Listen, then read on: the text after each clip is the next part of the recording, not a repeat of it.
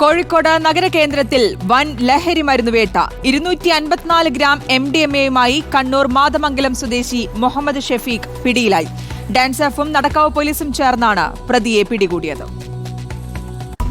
Dance of സംഘത്തിന്റെ വലയിൽ അകപ്പെട്ടതാണ് മുഹമ്മദ് ഷഫീഖ്. 1 ഗ്രാമിന് 100 രൂപ കടത്തുകൂലിക്കായാണ് എളുപ്പത്തിൽ ബംഗളൂരുവിൽ നിന്ന് MDMA കോഴിക്കോട് എത്തിച്ചത്.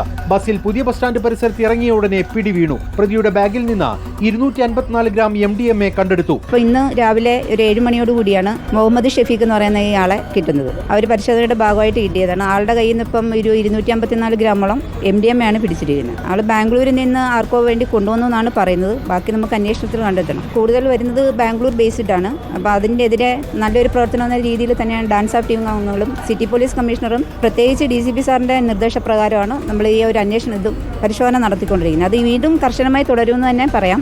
ഇയാൾ ബംഗളൂരുവിൽ ടാക്സി ഡ്രൈവറായി ജോലി ചെയ്യുകയാണ്. നാട്ടിലേക്ക് അവധിക്ക് വരുന്ന വഴിയിലാണ് ലഹരിക്കടത്ത്.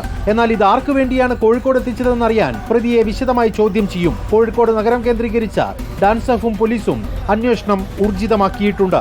റിപ്പോർട്ടർ, കോഴിക്കോട്.